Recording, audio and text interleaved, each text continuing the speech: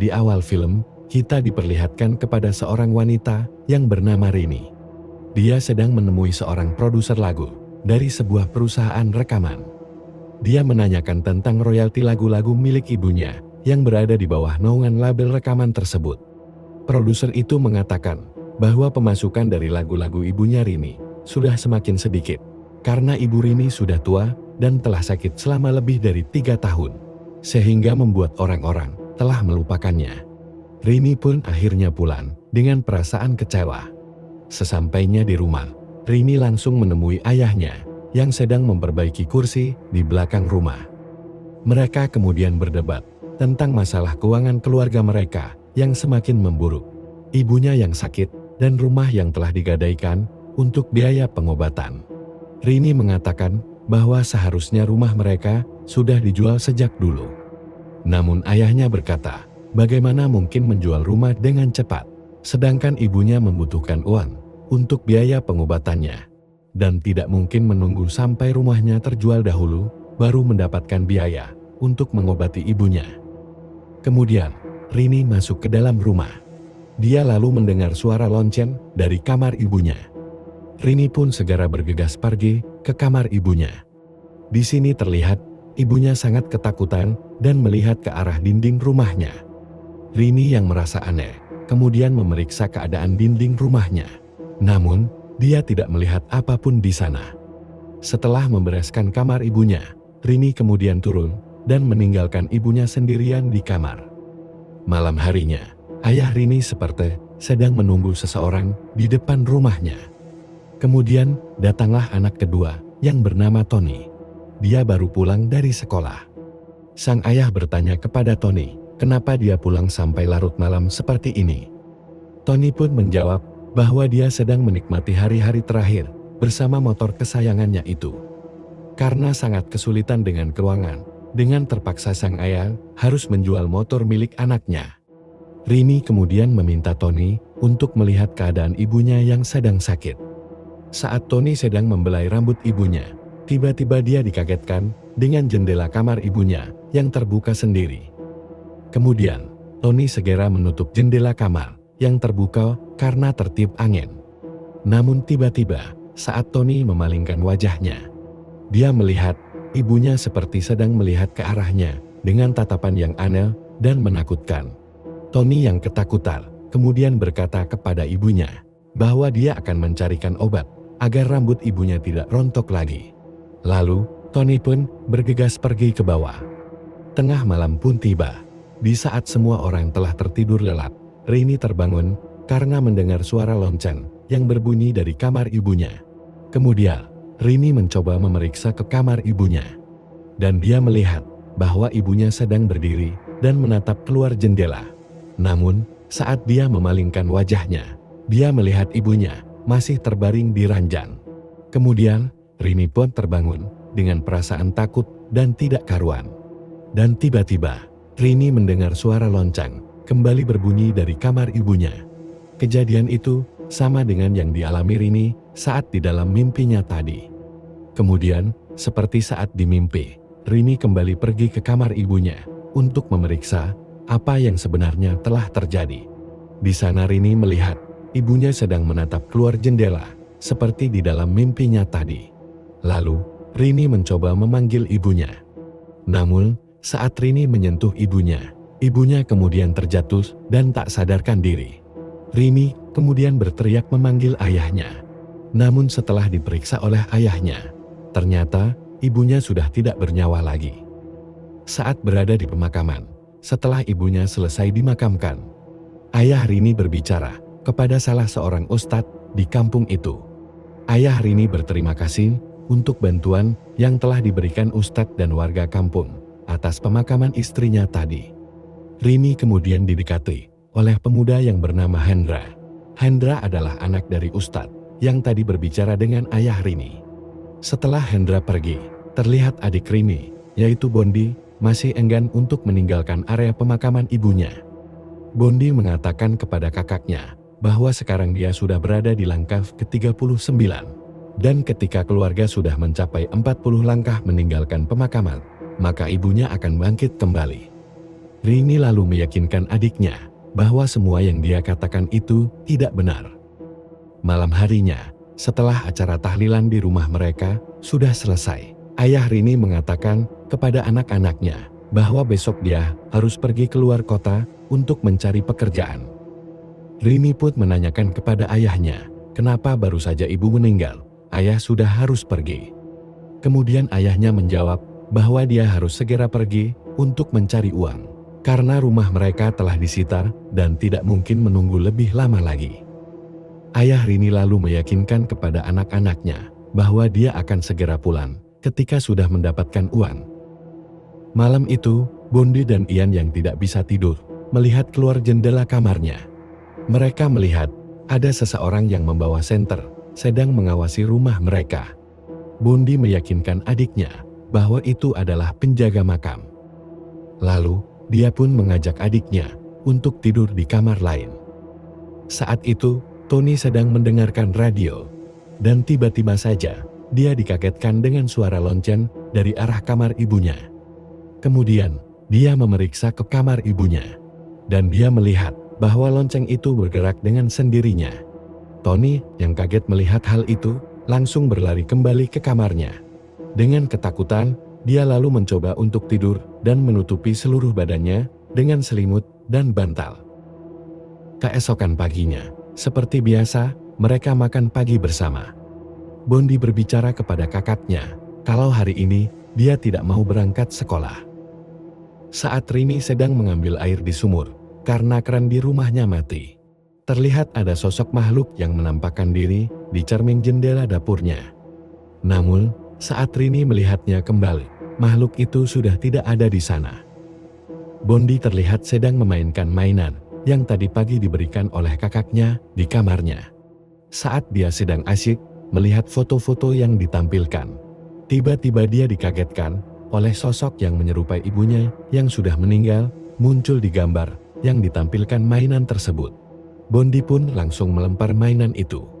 Namun, saat dia memeriksanya kembali, gambar itu sudah tidak ada. Malam harinya, saat Tony sedang mendengarkan radio, dia dikagetkan dengan suara menyeramkan yang muncul di sampingnya, hingga membuat Tony jatuh dari tempat tidur. Tony yang ketakutan kemudian mencoba menyalakan lampu kamarnya. Namun, saat dia memeriksa sekelilingnya, tidak ada siapapun di sana. Lalu di kamar lain, Ian mencoba membangunkan kakaknya Bondi untuk menemaninya buang air kecil ke kamar mandi. Bondi sulit sekali untuk dibangunkan, sehingga Ian yang sudah tidak tahan pun akhirnya pergi ke kamar mandi sendirian. Saat di kamar mandi, Ian dikagetkan oleh Bondi yang tiba-tiba muncul di sampingnya. Setelah mereka berdua dari kamar mandi, Ian mengatakan kepada kakaknya bahwa dia takut melihat foto ibunya yang berada di dinding lorong. Bondi pun kemudian mengambil selimut untuk menutupi foto itu. Namun, saat selimut itu dilempar, terlihat selimut itu seperti menyangkut pada sesuatu di depan foto ibunya. Karena ketakutan, mereka berdua pun berteriak dan berlari. Hal itu membuat Rini terbangun dan segera berlari ke arah mereka. Sambil menenangkan Bondi, Rini kemudian bertanya kepada Ian, apa benar mereka tadi melihat hantu? Namun di sini Ian menjawab bahwa dia tidak melihatnya. Dia hanya ketakutan karena Bondi berteriak dengan keras. Di ruangan lain, nenek mereka sedang menulis surat untuk seseorang. Dengan susah payah, dia mencoba untuk menyelesaikan tulisannya tersebut. Esok paginya, Tony datang ke makam ibunya dengan membawa lonceng yang biasa ibunya bawa sewaktu sakit dulu. Dia berharap setelah mengembalikan lonceng itu ke makam ibunya, dia tidak lagi diganggu seperti kemarin malam. Hendra mencoba menjelaskan kepada Rini bahwa ada hal aneh yang dia lihat saat pemakaman ibunya dulu. Hendra bercerita bahwa dia melihat seorang perempuan yang sedang berada di makam ibunya. Dia mengira bahwa wanita itu adalah salah satu penduduk yang datang ke pemakaman itu. Namun kemudian Hendra yakin bahwa sosok wanita itu bukanlah manusia. Karena saat dia melintas di rumah Rini, dia melihat sosok wanita itu berada di jendela kamar ibunya yang telah meninggal. Dan sosok wanita itu sangat mirip sekali dengan ibunya Rini. Di rumah, Nenek Rini sedang berusaha berdiri dari kursi rodanya. Dan dia terlihat seperti sedang berusaha melakukan sesuatu. Tiba-tiba Rini yang baru sampai di rumahnya dikagetkan dengan teriakan Bonde dari arah sumur rumah mereka. Saat melihat ke dalam sumur, betapa kagetnya Rini karena neneknya sudah berada di dalam sumur dalam keadaan sudah meninggal. Kemudian, setelah proses pemakaman neneknya selesai, Bondi yang melihat kejadian waktu neneknya meninggal terlihat sangat syok dan jatuh sakit. Rini yang sedang membereskan kamar neneknya kemudian menemukan surat yang beberapa hari lalu ditulis oleh neneknya. Rini kemudian mengajak Hendra untuk pergi ke kota untuk mencari tahu siapa orang yang ingin neneknya berikan surat itu. Kemudian, sampailah mereka di sebuah apartemen lusuh. Di sana terlihat seorang pria tua yang menanyakan maksud dari kedatangan Rini dan Hendra. Orang tua itu bernama Budiman. Dia merupakan teman nenek Rini sewaktu masih muda dulu. Rini kemudian mengatakan bahwa dia ingin menyampaikan surat yang ditulis oleh neneknya. Namun belum sempat mengirimnya, neneknya sudah terlanjur meninggal dunia. Di dalam apartemen, Budiman kemudian bercerita bahwa dia adalah teman neneknya sewaktu masih bersekolah dulu. Mereka sangat dekat, namun mereka tidak pernah pacaran. Dia berkata bahwa dahulu neneknya adalah orang yang paling menentang tentang pernikahan ayah dan ibunya Rini. Nenek mereka menentang dikarenakan ibu Rini yang bekerja sebagai seniman dan tidak bisa memberikan keturunan. Lalu Rini pun mengatakan bahwa hubungan nenek dan ibunya baik-baik saja. Budiman pun kembali mengatakan bahwa nenek Rini percaya jika dulu ibunya meminta pertolongan kepada iblis untuk memiliki keturunan. Dan semakin lama, nenek Rini semakin yakin saat mengetahui bahwa ibu Rini sakit-sakitan dan kemudian meninggal secara aneh. Rini pun semakin heran dengan perkataan Budiman. Karena sepengetahuan Rini, keluarga mereka baik-baik saja. Namun Rini mulai berpikir, memang setelah ibunya meninggal, banyak hal aneh yang terjadi di rumah mereka. Saat akan pulang, Rini diberi nasihat oleh Budiman, kalau mereka harus saling menyayangi satu sama lain, agar iblis itu tidak bisa mengambil salah satu dari mereka. Namun di rumah, keadaan Bondi semakin lama semakin memburuk. Wajahnya semakin pucat dan tingkahnya menjadi aneh. Pian yang menyadari perilaku kakaknya itu menjadi ketakutan. Malamnya, saat Tian ingin ke kamar mandi, dia dikagetkan oleh sosok hantu yang terlihat berada di dalam toilet rumahnya. Tian kemudian mencoba berlari, namun naas baginya, bajunya tersangkut di pintu yang berada di dekat kamar mandi tersebut. Esok paginya, saat Rini sedang memutar piringan lagu milik ibunya, dia mendengar suara aneh yang berasal dari suara piringan yang dia putar. Suara itu terdengar seperti kalimat-kalimat dari suatu ritual yang sangat menyeramkan. Rini kemudian mengecek keberadaan adik-adiknya. Setelah sampai di kamar Ian, Rini tidak melihat keberadaan Ian. Kemudian, ia bertanya kepada Bondi yang masih sakit, namun tidak ada jawaban. Rini kemudian mencari Ian ke seluruh sudut rumah.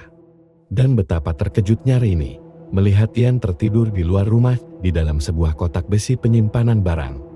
Rini kemudian membangunkan Ian dan mengajaknya masuk. Rini berpesan kepada Ian bahwa dia harus memberitahu kepadanya atau kepada kakak yang lain jika ada sesuatu yang terjadi kepadanya. Lalu, Tony mengatakan kepada Rini bahwa di majalah misteri yang dia baca menceritakan sebuah sekte kesuburan. Sekte ini menargetkan kepada mereka yang tidak bisa memiliki keturunan. Dia lalu curiga kalau dulu ibunya masuk ke sekte tersebut. Kemudian dia menjelaskan bahwa sekte tersebut memiliki syarat, yaitu anak yang terakhir akan diambil oleh sekte tersebut setelah berumur 7 tahun. Dan ternyata 3 hari lagi, Ian akan berumur 7 tahun. Tony yang melihat Rini belum percaya dengan omongannya, lalu memperlihatkan sebuah foto lama dari keluarga mereka. Dia mengatakan bahwa dulu ketika dia ikut ibunya untuk sebuah acara, orang-orang aneh selalu ada di sekitar ibu mereka. Rini kemudian bertanya kepada Tony, bagaimana cara sekte itu untuk mengambil anak yang terakhir. Tony mengatakan, menurut isi buku misteri itu, disebutkan bahwa nanti anak yang terakhir akan dijemput oleh mayat hidup Kemudian Ian datang dan berkata bahwa dirinya lapar. Saat Rini hendak mengambilkan makanan untuk Ian, tiba-tiba saja dari kaca di lemari, Rini melihat neneknya sedang duduk di kursi roda di belakangnya. Rini kemudian memanggil Hendra dan ayahnya yang merupakan seorang ustadz. Setelah melihat isi rumah Rini, Pak Ustadz meminta Rini dan adik-adiknya untuk sholat agar terhindar dari godaan makhluk yang tak kasat mata yang sedang mengganggu keluarga mereka. Malam harinya, saat Rini selesai melakukan sholat, dia dikagetkan oleh sosok hantu yang menyerupai ibunya berada tepat di depannya. Rini pun kemudian berteriak ketakutan dan kemudian membawa semua adiknya pergi ke rumah Hendra untuk menyelamatkan diri. Pagi harinya, Rini, Tony, dan juga Hendra mulai membahas bagaimana cara untuk mengusir makhluk yang telah meneror keluarga mereka. Kemudian, tiba-tiba telepon di rumah Hendra berbunyi. Hendra kemudian mengatakan bahwa orang yang menelepon adalah Budiman. Budiman berkata bahwa ada hal penting yang ingin dia katakan kepada Rini. Dan Hendra pun berangkat sendirian untuk menemui Budiman. Sesampainya di rumah Budiman, Budiman memberikan surat kepada Hendra. Dan dia mengatakan bahwa kalau surat itu tidak segera sampai ke tangan Rini, maka semuanya akan terlambat. Namun naas, dalam perjalanan pulang dari rumah Budiman, Hendra mengalami kecelakaan dan membuatnya meninggal dunia. Mereka pun mengadakan pemakaman untuk Hendra, dan ayahnya terlihat sangat terpukul. Malam harinya, saat Rini tertidur di meja makan, dia merasa ada sesuatu yang aneh yang terjadi di sekitar rumah ini. Rini lalu melihat keluar jendela. Dia kemudian melihat ada yang sedang mengawasi rumah ini. Kemudian, saat dia hendak mengunci jendela, tiba-tiba tangannya seperti ditarik oleh seseorang dari luar jendela. Lalu, Rini pun berteriak, dan adik-adiknya pun datang mencoba menolong kakaknya tersebut. Setelah itu, mereka bertiga berlari ke depan rumah, lalu dikagetkan dengan kedatangan ayahnya. Ayah Rini kemudian mengajak mereka semua kembali pulang ke rumah mereka sendiri. Sesampainya di rumah, ayah Rini menangis sambil memeluk foto istrinya. Dia kemudian meminta kepada anak-anaknya untuk berkemas, karena besok ayahnya akan mengajak mereka untuk pergi ke kota. Rini yang belum tertidur kemudian menemui ayahnya yang sedang berada di kamar ibunya. Dia bertanya apa yang dikatakan ayahnya kepada ibunya saat malam sebelum ibunya meninggal. Di sisi lain, Tony yang sedang mengantar Ian untuk buang air kecil kemudian dikagetkan dengan pintu kamar mandi yang tertutup sendiri. Tony kemudian berteriak memanggil ayah dan Rini. Kemudian ayahnya mendobrak pintu kamar mandi itu. Dan terlihat Ian sedang ditarik ke dalam sumur rumah mereka oleh hantu-hantu yang sedang mengganggu mereka. Kemudian, ayah Rini masuk ke dalam sumur itu untuk mencari Ian. Setelah menemukan Ian, mereka melihat ke arah pintu luar dan terlihat banyak orang aneh yang sedang mengelilingi rumah mereka. Rini kemudian keluar dan berteriak menyuruh orang-orang itu untuk pergi dari rumah mereka. Kemudian, saat mereka sedang berada di ruang tamu, terlihat kursi roda milik neneknya bergerak sendiri, kemudian terbang ke arah mereka. Keadaan semakin mencekam saat mereka melihat bahwa perabotan rumah mulai berterbangan ke sana kemari. Rini, Tony, dan juga ayahnya kemudian terjebak di dalam kamar dan tidak bisa keluar. Ian ikut melayan dan hantu-hantu tersebut berniat untuk menangkapnya. Untung saja, Bondi segera menangkap adiknya tersebut, dan keadaan pun menjadi normal kembali. Ayah Rini kemudian berlari keluar rumah. Dia kemudian berteriak kepada orang-orang yang sedang mengelilingi rumahnya bahwa mereka tidak akan pernah bisa mengambil salah satu dari anak-anaknya. Orang-orang aneh itu kemudian melepaskan sesuatu dari tangan mereka. Keesokan paginya, mereka terlihat sedang berkemas untuk meninggalkan rumah itu. Namun, mobil yang akan mengangkut mereka dan juga barang-barangnya tidak kunjung datang hingga malam hari. Rini yang penasaran dengan surat dari Budiman, kemudian membuka surat itu, lalu membacanya.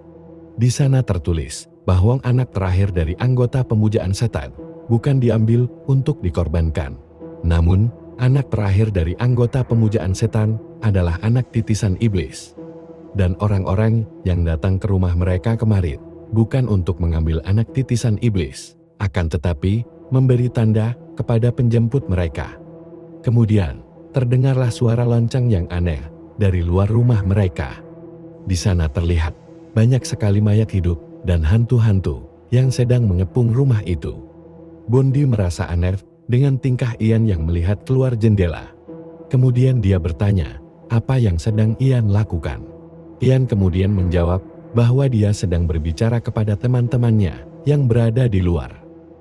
Bondi sangat terkejut karena melihat Ian yang tadinya bisu, tiba-tiba bisa berbicara. Bondi pun hanya terdiam dan ketakutan. Keadaan rumah semakin lama semakin mencekam ketika hantu-hantu itu sudah mulai masuk ke dalam rumah dan mengepung mereka. Ayah Rini yang belum tahu bahwa Ian merupakan anak titisan iblis kemudian mencoba mencarinya. Namun ternyata Ian sudah berada di luar bersama hantu ibunya dan juga hantu-hantu lainnya. Lalu Tony dan Rini menarik ayahnya untuk kembali masuk ke dalam rumah. Terlihat hantu-hantu tersebut mulai mencoba masuk ke rumah dan mulai menyerang mereka. Namun tiba-tiba Budiman datang ke rumah mereka dan mengajak mereka semua untuk pergi dari rumah itu. 1 tahun kemudian diperlihatkan bahwa mereka tinggal di sebuah apartemen dan hidup dengan damai. Dan film pun selesai.